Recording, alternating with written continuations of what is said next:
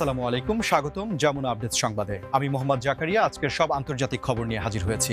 শুরুতেই জানিয়ে দিব সংবাদ শিরোনাম, তারপর বিস্তারিত। কিয়েভে পুতিনের KH-22 মিসাইল হামলা, এটাই কি বড় যুদ্ধের সংকেত? যুক্তরাষ্ট্রের ট্রাম্প নেতানিয়াহু বৈঠক বুধবার, আলোচনার কেন্দ্রে ইরান। ইরানের চারপাশে আমেরিকার সামরিক ঘাঁটি, মানচিত্র দেখলে চমকে যাবেন। ভবিষ্যতেও যুক্তরাষ্ট্রের সঙ্গে পারমাণবিক সংলাপ চালু রাখার ইঙ্গিত ইরানের। গাজা সংকট নিয়ে বোর্ড অফ পিসের প্রথম বৈঠক ১৯ ফেব্রুয়ারি। আসসালামু আলাইকুম, স্বাগতম জানাচ্ছি যমুনা আপডেটস সংবাদে। আমি মোহাম্মদ জাকারিয়া। এতক্ষণ শুনছিলেন সংবাদ শিরোনাম, এবার বিস্তারিত। ইউক্রেনের রাজধানী কিয়েভে সম্প্রতি পুতিনের নির্দেশে পরিচালিত KH-22 মিসাইল হামলা নিয়ে আন্তর্জাতিক মহলে নতুন করে উদ্বেগের সৃষ্টি হয়েছে এবং অনেকেই প্রশ্ন তুলছেন, এটি কি আসলে কোনো বড় ধরনের যুদ্ধের সংকেত কিনা। এই বিশেষ ধরনের মিসাইলটি অত্যন্ত শক্তিশালী এবং এটি মূলত সোভিয়েত আমলের তৈরি হলেও এর বিধ্বংসী ক্ষমতা এখনও যে কোনো আধুনিক প্রতিরক্ষা ব্যবস্থার জন্য বড় চ্যালেঞ্জ হয়ে দাঁড়িয়েছে। কিয়েভের আকাশসীমায় যখন এই মিসাইলগুলো প্রবেশ করে, তখন পুরো শহর জুড়ে সাইরেনের শব্দে এক আতঙ্কজনক পরিস্থিতির সৃষ্টি হয় এবং সাধারণ মানুষের মধ্যে চরম উৎকণ্ঠা ছড়িয়ে পড়ে। বিশেষজ্ঞরা বলছেন যে এই হামলার মাধ্যমে রাশিয়া হয়তো তাদের শক্তির জানান দিতে চাইছে এবং একই সাথে কিয়েভের প্রতিরক্ষা সক্ষমতাকে যাচাই করে দেখছে। আপনারা জানেন যে দীর্ঘ সময় ধরে এই অঞ্চলে উত্তেজনা বিরাজ করছে এবং প্রতিটি বড় ধরনের আক্রমণ নতুন কোনো সমীকরণের জন্ম দিচ্ছে। এই হামলাটি এমন এক সময় হল যখন ইউক্রেন তাদের পশ্চিমা মিত্রদের কাছ থেকে আরও উন্নত অস্ত্রশস্ত্র পাওয়ার অপেক্ষায় রয়েছে। আপনারা যারা আমাদের এই ভিডিওটি দেখছেন তারা অবশ্যই কমেন্ট করে জানাবেন যে এই হামলাটি কি সত্যি কোনো বড় সংঘাতের দিকে মোড় নিতে পারে বলে আপনারা মনে করেন কিনা।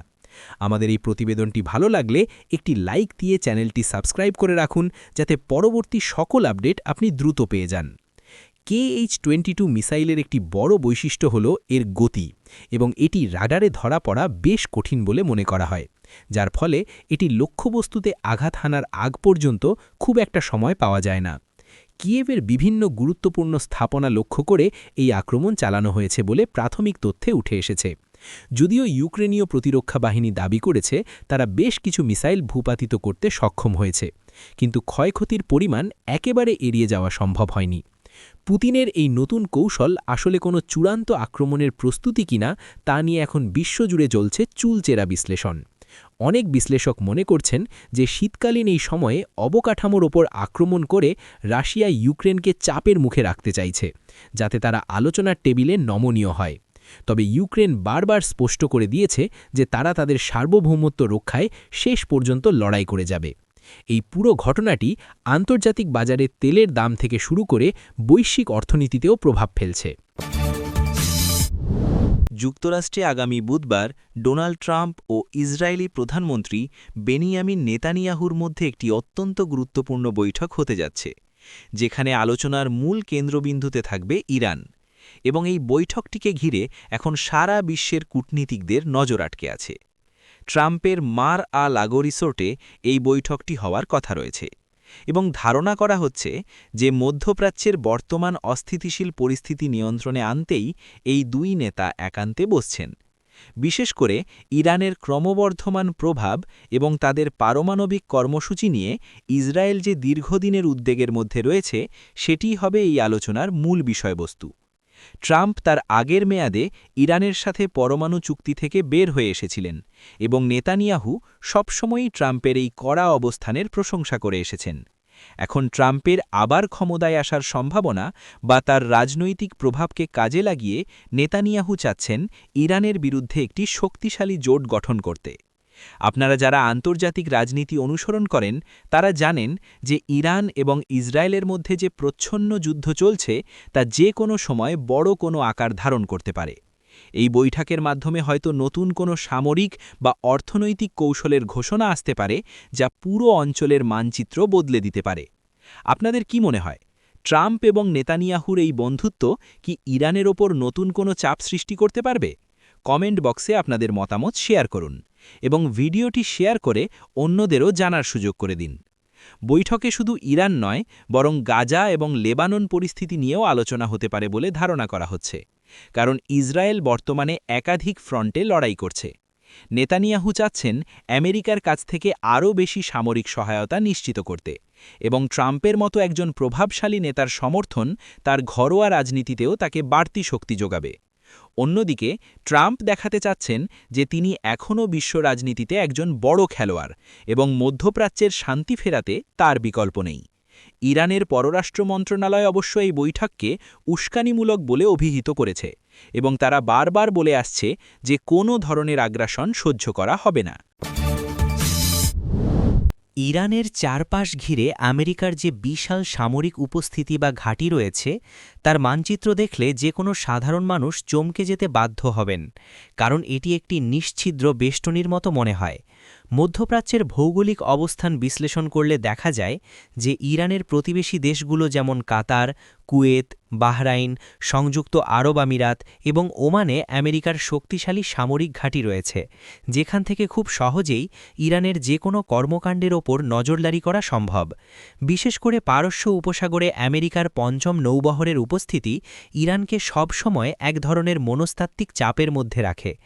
আপনারা যদি এই অঞ্চলের ম্যাপটি লক্ষ্য করেন, তবে দেখবেন যে উত্তর, দক্ষিণ, পূর্ব এবং পশ্চিম সব দিক থেকেই ইরানকে ঘিরে রেখেছে মার্কিন বলয়।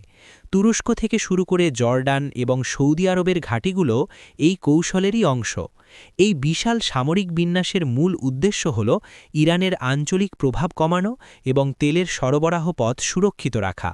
আপনারা কি মনে করেন, এই ধরনের সামরিক বেষ্টনী কি ইরানের নিরাপত্তা হুমকির মুখে ফেলছে, নাকি এটি কেবলই প্রতিরক্ষামূলক ব্যবস্থা? আপনাদের ভাবনা আমাদের জানান এবং এমন ইনফরমেটিভ ভিডিও পেতে আমাদের চ্যানেলে সাবস্ক্রাইব করে রাখুন। এই ঘাঁটিগুলোতে মোতায়েন করা আছে অত্যাধুনিক সব যুদ্ধ বিমান, মিসাইল ডিফেন্স সিস্টেম এবং হাজার হাজার মার্কিন সেনা, যা যে কোনো মুহূর্তে অ্যাকশনে যাওয়ার ক্ষমতা রাখে। তবে ইরানও কিন্তু বসে নেই। তারা তাদের ভূগর্ভস্থ মিসাইল শহর এবং ড্রোন প্রযুক্তি দিয়ে নিজেদের এক ধরনের অভেদ্য প্রতিরক্ষা ব্যবস্থা গড়ে তুলেছে। এই মানচিত্রের জটিলতা আসলে এটিই বোঝায় যে কেন এই অঞ্চলে সামান্য একটি উস্কানি বড় যুদ্ধের দাবানল জ্বালিয়ে দিতে পারে।